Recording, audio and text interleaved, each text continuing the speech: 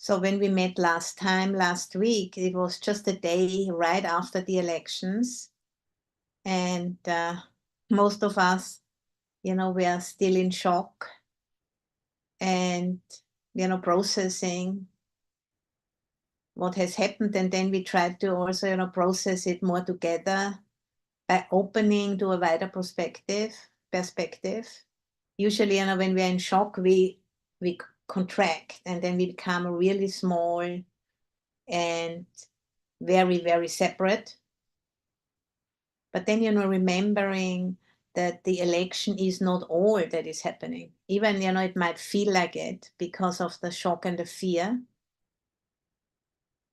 And we simply can't know the outcome in just a few days or weeks or even months or years. Some of the repercussions, yes, we immediately will know, but some of the repercussions we'll only know by looking back. Because it's not just about who has won and who has lost, but there's much more happening at the same time. And that's what we need to remember in order to process and integrate and metabolize the bigger picture. Because what's happening right now with the elections and the repercussions of all of it is happening inside of a larger evolving system. And we human animals and like all other living beings, we are open systems ourselves. And therefore we must stay open to the ever-changing flow of information. Even certain information which is coming through in this wider flow seems unacceptable to our self-interest from a personal viewpoint. And this is, what the hallmark is of the practice, to remember that when we feel, so assaulted by our fears and by everything, which is kicked up by something like this in particular, to remember that is enabling us, to keep a sense of perspective in the midst of great difficulty and challenges. And it's really, really difficult. I totally agree. And we are all together in this.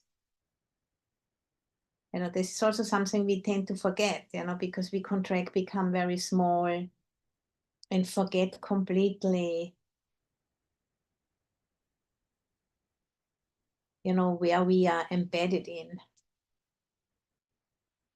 And for such an understanding, to be accessible to us, we need to train the heart, the boundless heart. And in the Buddhist teaching, there's a particular body of teaching which is called the Four Brahmavihara, the limitless states. They are designed, for helping us to access that boundless heart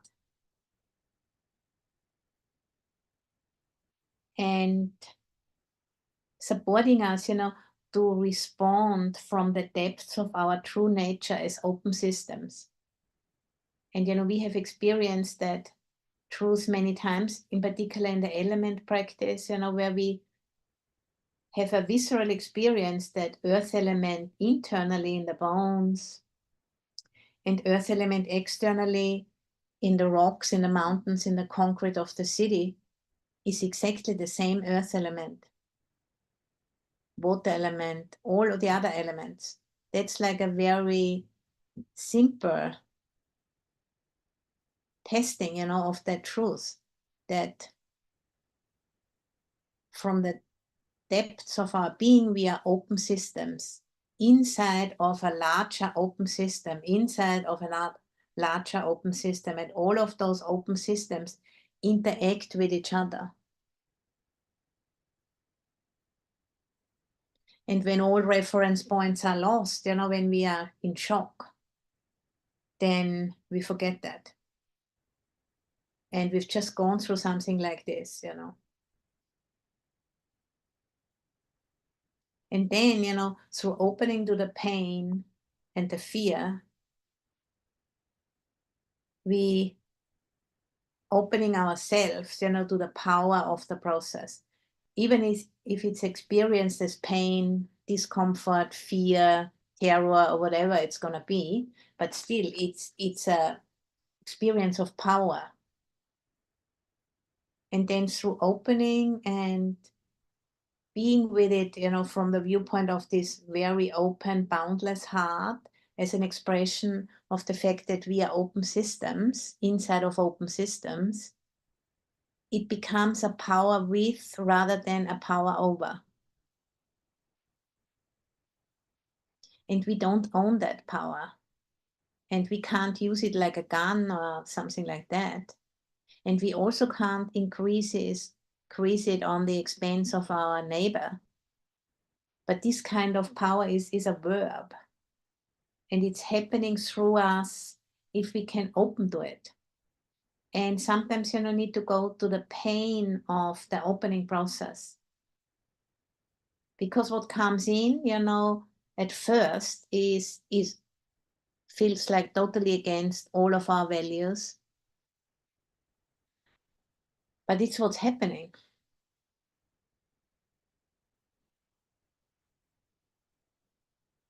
So being able to train the heart in this way, you know, so it can open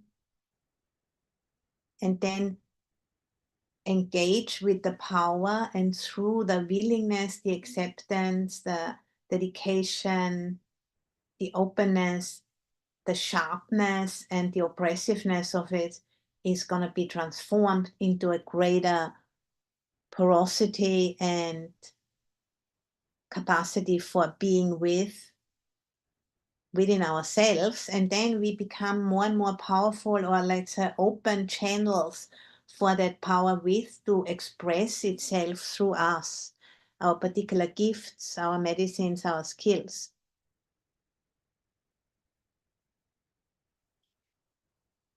And then, you know, we can engage increasingly in interactions which produce value, and that enhances the well-being and the capacities for all involved. And our own, you know, sense of well-being increases as well. And this power, you know, doesn't originate from me or from you or from anybody personally, but it's rather we become party to its unfolding. We become a channel, a midwife, a portal for that power to manifest itself in the world. And in order, you know, for ourselves to get ready to become increasingly available to this kind of power, we need to unmask everything, you know, which stands in the way in terms of fear, in terms of aversion, in terms of, you know, anxiety, panic, whatever it is, to just become aware of that and consciously, you know, not engage in any activities internally which try to force that to be different. Because if we are forcing and wanting things to be different and suppressing, it just obstructs, you know, our own participation in life, and then we tend to have the same behavior towards others, you know. If we obstruct sensing and feeling inside of ourselves, we can also not support it in others, of course. So meeting everything which stands in the way in terms of ill will, fear, aversion, anxiety, numbing out, yeah, all of those different strategies. To meet that is really you know, that's how it all starts to gain more and more power. And, one of the Buddhist practices, which is particular designed to support the opening of the heart, is these 4 Brahmavihara practices, helping, to develop this power with. And there's 4 different flavors of it: metta, loving kindness or benevolence; karuna, compassion; mudita, gladness, or sometimes also called sympathetic joy; and upekkha, equanimity, equipoise, sense of perspective. So those 4, they are like different forms of devotion to openness, of devotion to the fact, that we are open systems inside of open systems. And cutting off the communication doesn't work. We get stuck in that way. And, before we are going to the guided meditation, I'd like to share with you a beautiful poem which a friend has sent to me a few days ago, and I've also read it out here on the retreat. And it's called Lumbricus terrestris, which is the Latin name for the earthworm, the common earthworm. And as our practice is called earthworm practice, I thought I was very happy to receive it. And it's a poem by Rosemerry Wahtola Trommer in her latest book, which is called The Unfolding, came out this year, 24. So please, settle in for the meditation, and let's allow this poem to take us into the right mindset and the right attitude. Just like a lumbricus terrestris, an earthworm. On a day when the world is weighty, dark and dense with need, I want to be the earthworm that gives itself over to tunneling, its every movement as an act of bringing spaciousness. And when minutes feel crushed by urgency, I want to meet the world worm-like, which is to say grounded, consistent, even slow. No matter how desperate the situation, the worm doesn't tunnel faster, nor burrow more. It knows it can take decades to build fine soil. To whatever is compacted, the worm offers its good worm work, quietly bringing porosity to what is trodden, compressed. So often, in my rush to repair, I end up exhausted. Let my gift to the world be my constancy, a devotion to openness, my willingness to be with what is. Let my gift to myself be patience, as I tend what is dense and dark.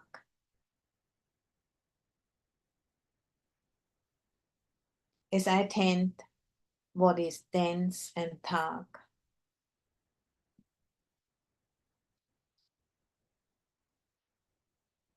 Allowing these beautiful words to sink in. And, the breath can take us into the body where we sense that which is dense and dark.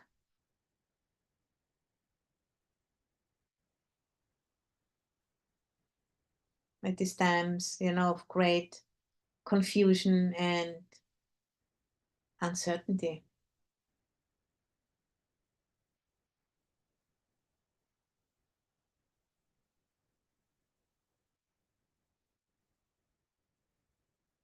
And remembering impermanence at the same time. and sensing into the process nature. It's not a monolithic darkness, but it's a process.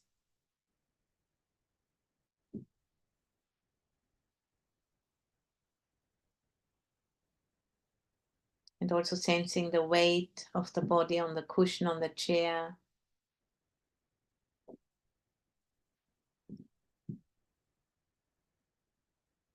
The gravity which gently pulls us down towards the ground. Yeah, as we are sitting in the planet, as the planet, just right above the center of the earth.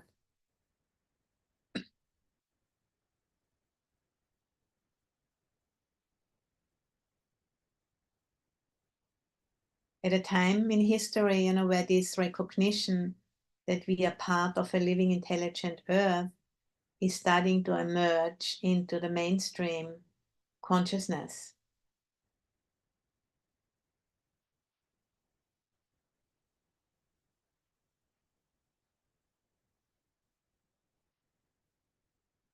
As we are breathing out, allowing some sense of rootedness,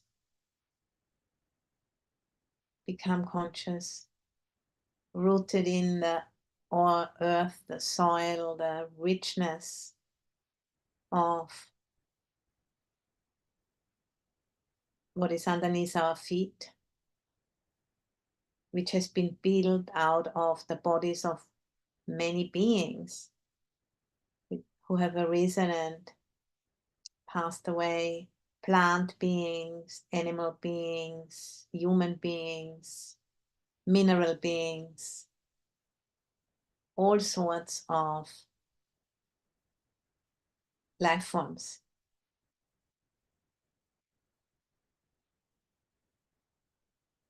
Building this very potent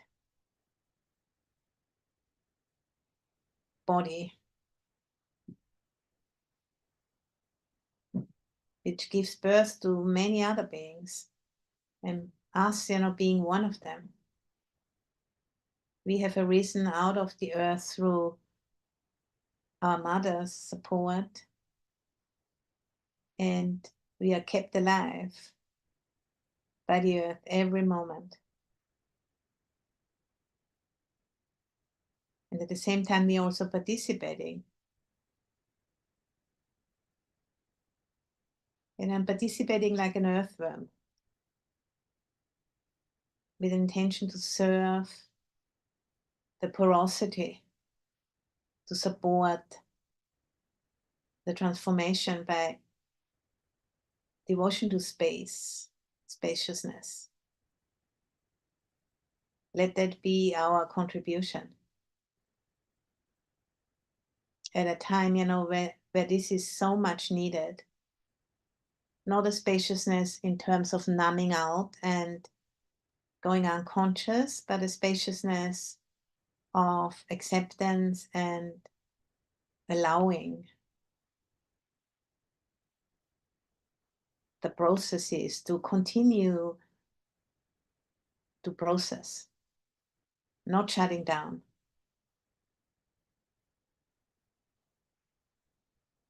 And expressing this power with in a way which brings more benefit and less harm into the world, to the extent we can do it.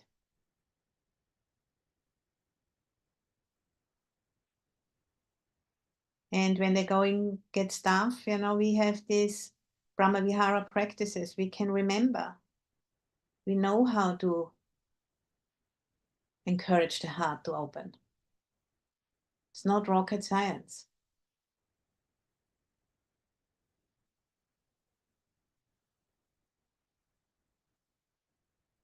And even if the heart only opens a little so it can recognize how afraid it is, that's already a great step. If that's all what we can do, that's wonderful already.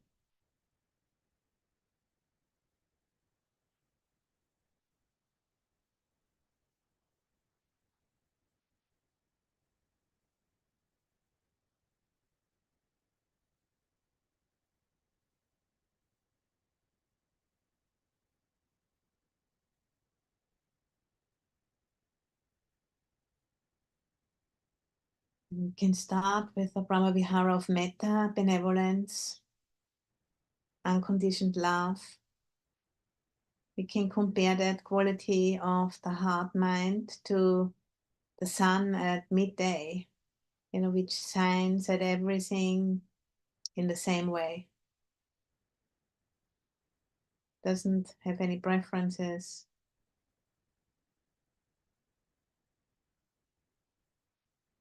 And there's the slogan, may all beings have happiness, and the causes of happiness.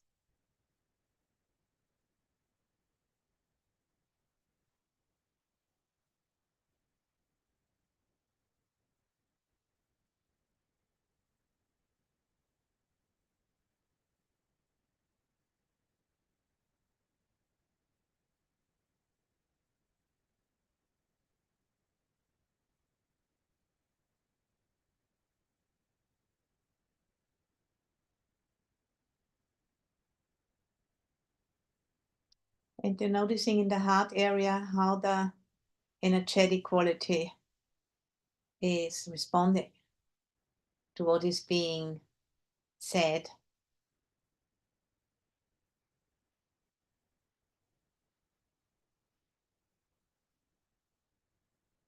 This is this portal, of this open system of ours to touch into the vaster system, this power with rather than power over. It's like a wellspring.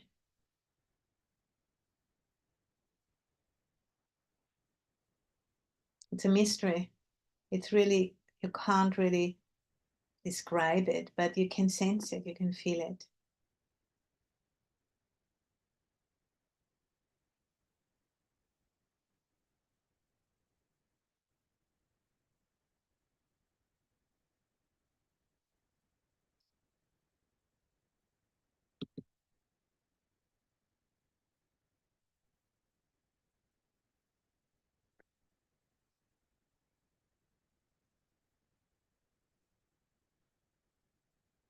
And really, sensing, feeling into the upwelling of that quality of metta. And we are giving the space to it, allowing it to just become more and more spread out through the body. Might even feel a little bit uncomfortable, just staying with that.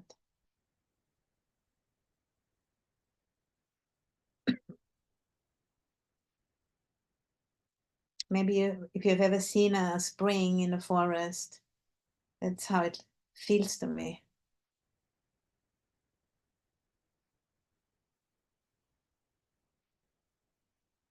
Coming from the depths of the earth.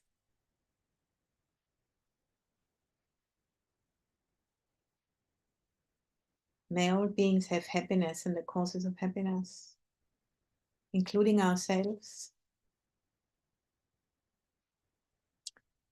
And with the in-breath, sensing, savoring the quality, and with the out-breath, letting it gently spread out throughout the body. And then also when the time is right, beyond the body.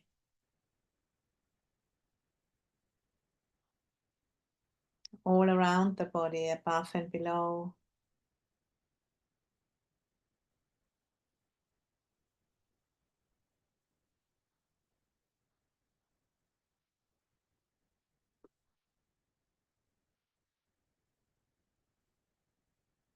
And while you are with this meditation object, I can share a chant. This is a passage from the suttas which describes this Brahmavihara practice as a radiation practice.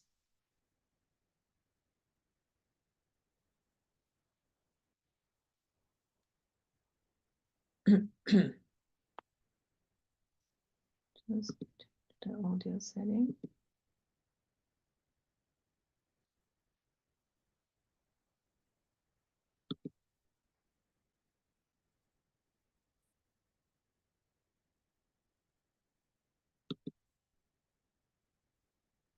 I will abide, pervading one quarter, with a mind imbued with love and kindness.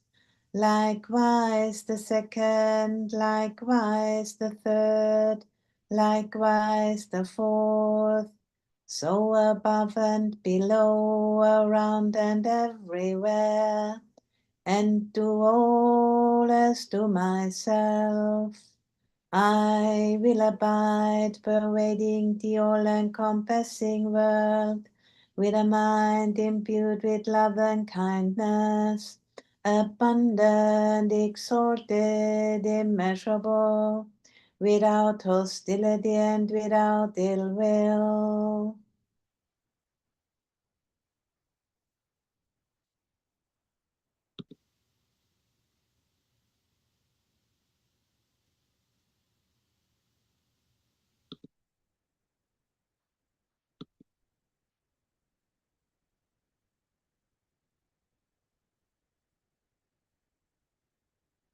So sensing into the vibrancy, the aliveness of that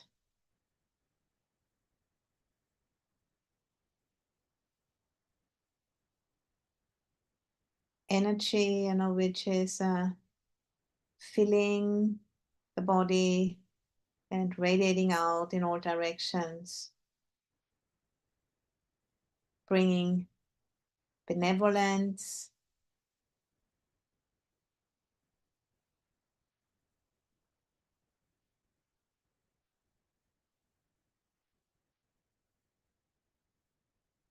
and in this way supporting transformation.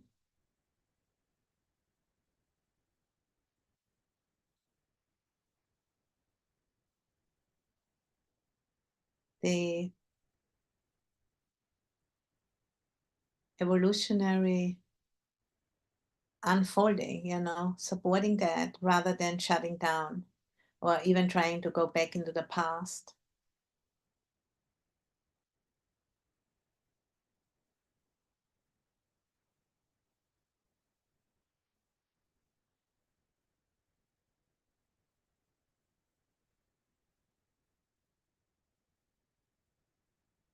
And then, we know that there is many marginalized groups who are quite afraid right now,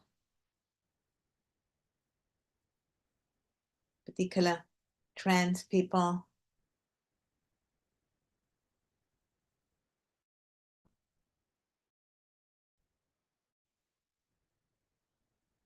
There's a lot of fear of what's going to happen.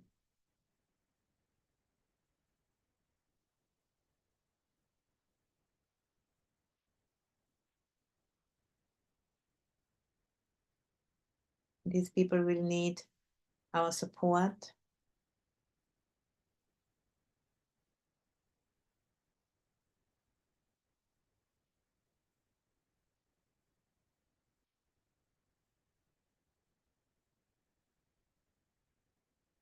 Sensing, how does the heart feel if you think about this?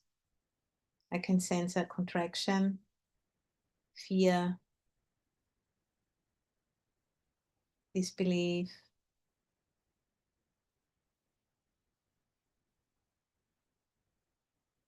Just allowing that to be here and, breathing into it with the wish, may all beings be free from harm and the intention to harm.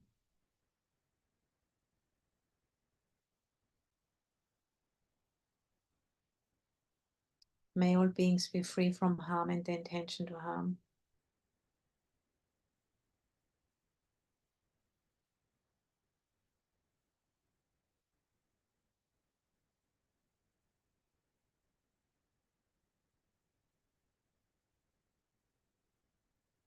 And sensing, the vibrancy, the vibrating with.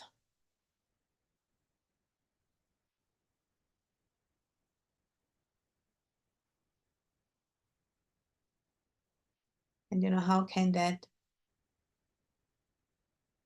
empathy be translated into right action.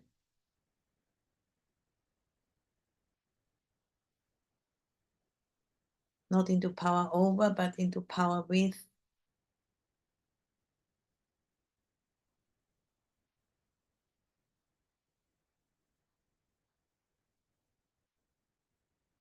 And staying open to that question and becoming the answer as a process.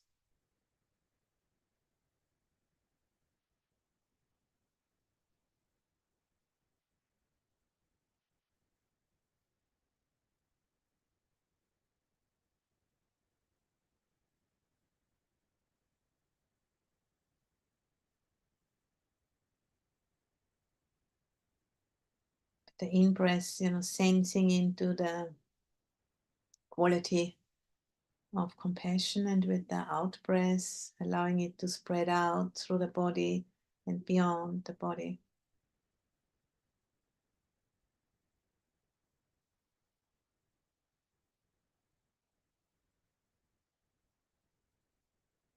And in that way, we can really become aware this is not a personal power, but it is more like making oneself available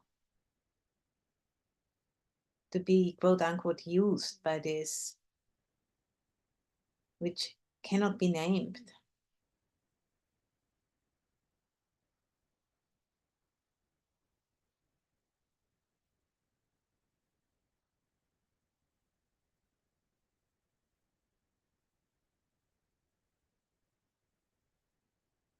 And at the same time, it shows up our own limitations, our own fear,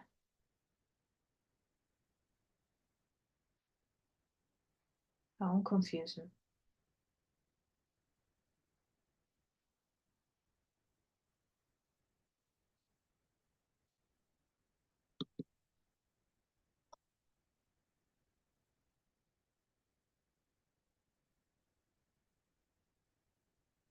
And that's okay.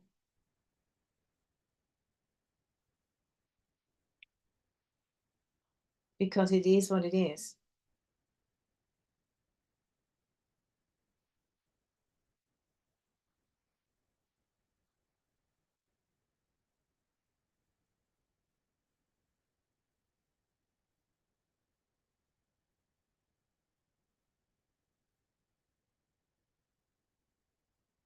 And sensing into the quality of the mind, which is open and maybe without any thought activity, a temporary liberation of the mind through compassion.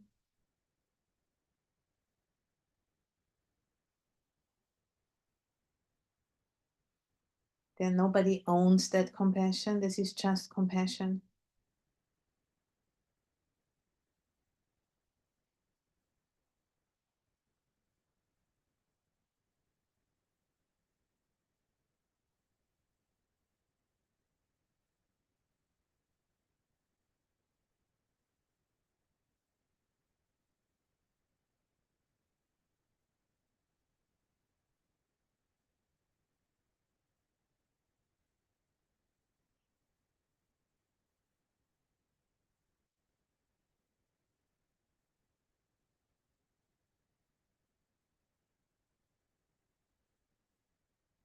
So a temporary liberation of the mind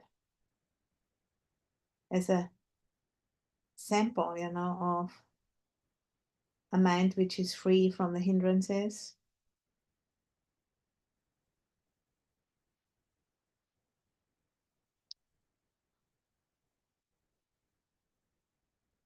A mind which isn't clinging to anything.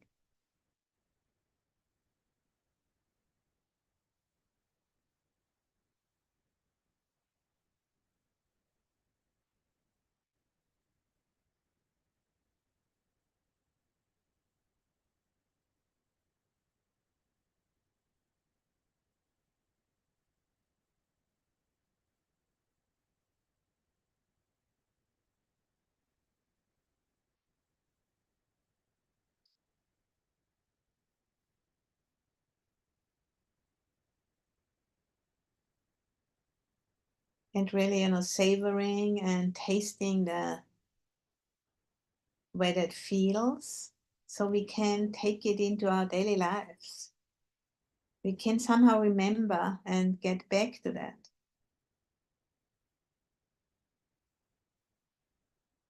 And whenever, there's a sense of contraction and aversion, fear, defense, it's more like a wake-up call. Hey, that has arisen, but there's also a remembering of the heart which is open, and that we know what that is. It's just covered over, like the sky, being covered over by clouds on a foggy day. The sky is still there, just can't see it. To develop that confidence, that's what this practice is here for. Not just to have a lovely time, pleasant, comfortable, easeful, but to build that confidence, to remember it when the going gets tough, and to trust that. That's why we do this practice.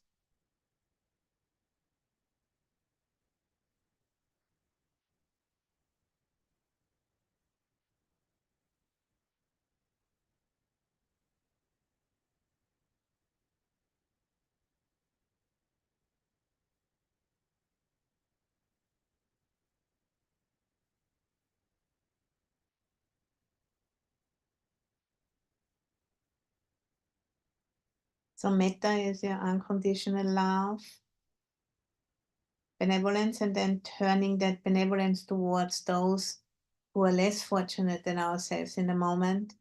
Then it becomes compassion, karuna, which is the meditative compassion, and then anukampa, compassion in action. They belong together. And then the third quality is upekkha, equipoise, equanimity. And the slogan for that is, all beings are the owners of their karma. Which means, everybody is where they are in their lives, in their capacity for opening the heart, opening consciousness. They are where they are, and we can't really force them to be somewhere else. We can't even do it for ourselves, leave alone for others. And any kind of a practice starts with the recognition, where am I right now?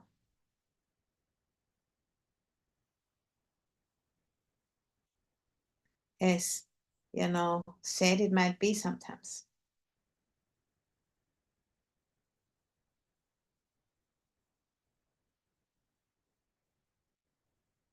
But that, consciously experienced sadness and pain is the agent for transformation, which connects us more and more to that power with,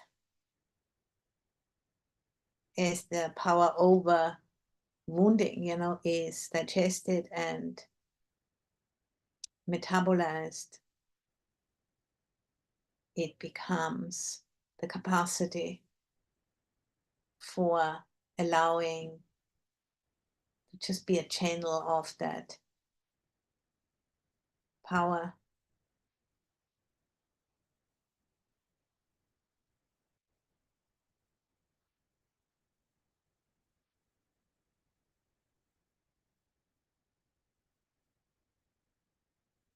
Which we can experience, the vibrancy and aliveness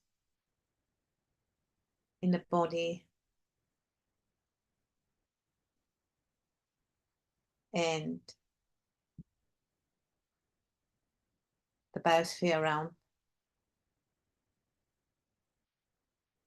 and being one body of the planet Earth we are inside of.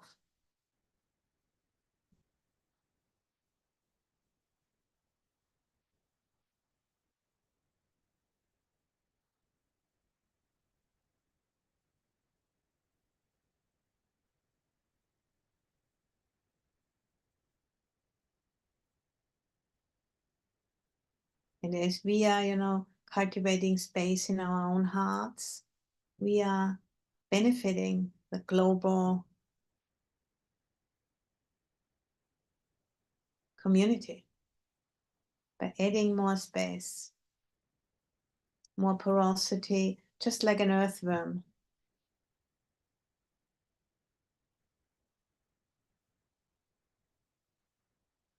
Nobody might notice it, but it's happening and it's needed.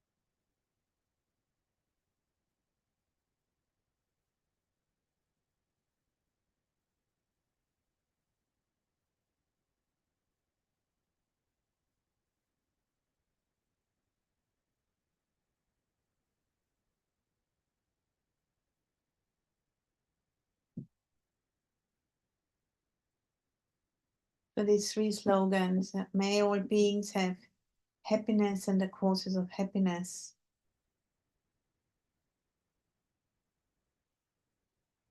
May all beings be free from harm and the intention to harm.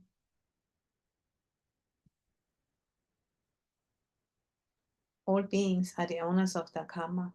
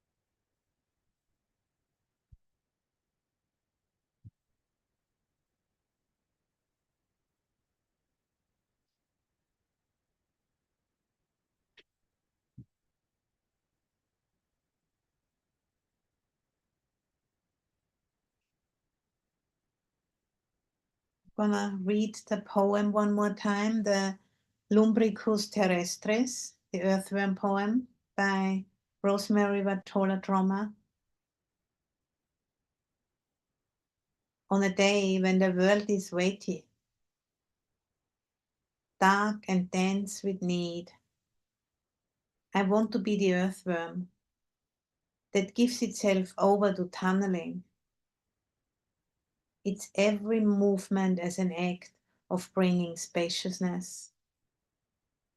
And when minutes feel crushed by urgency, I want to meet the world worm-like, which is to say grounded, consistent, even slow.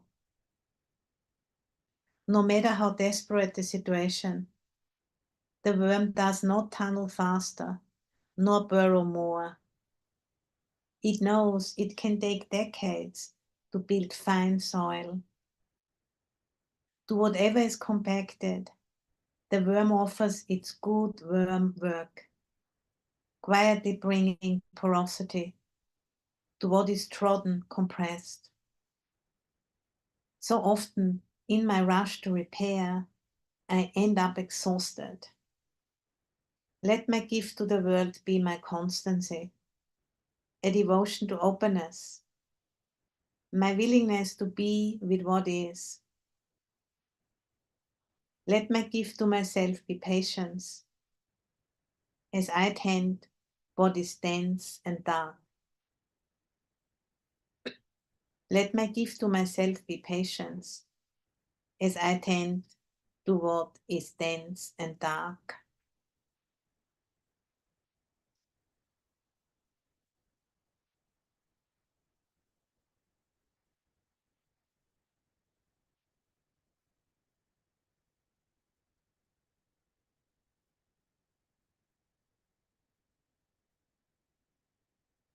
And then maybe, we can bring our awareness to the top of the head and, consciously open to any insight, any update, any information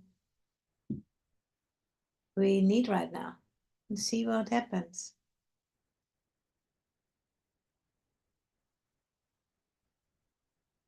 Is there anything I need to know right now?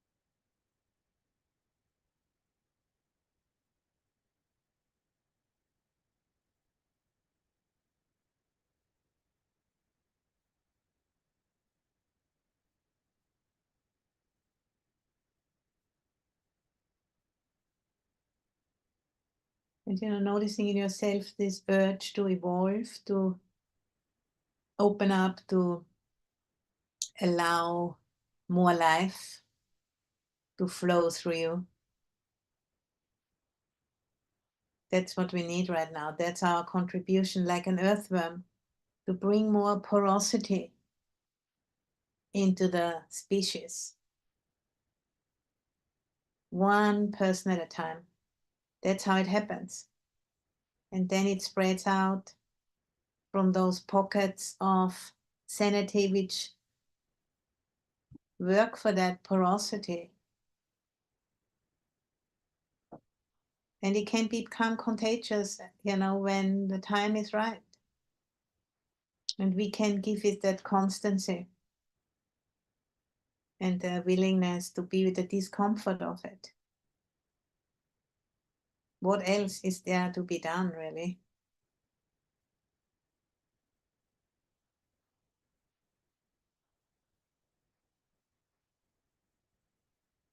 It's a devotional practice, offering the metabolizing for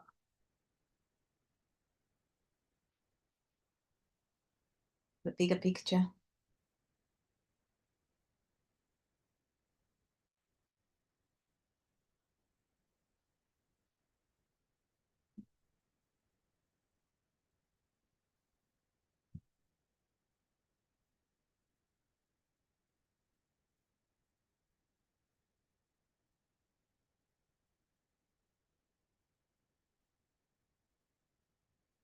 and for the benefit of all sentient beings.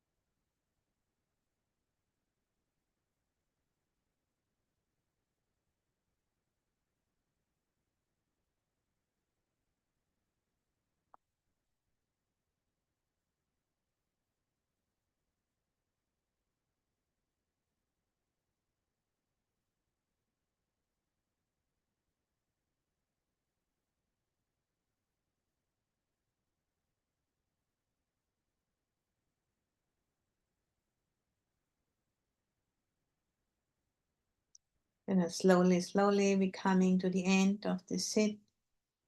I don't have a bell with me today, so just slowly coming back into the body by sensing the weight, the gravity.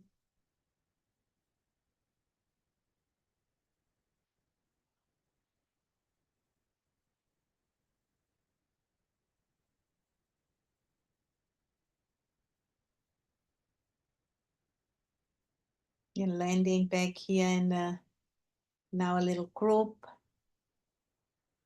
Slowly opening our eyes and taking in, with whom we are on the journey.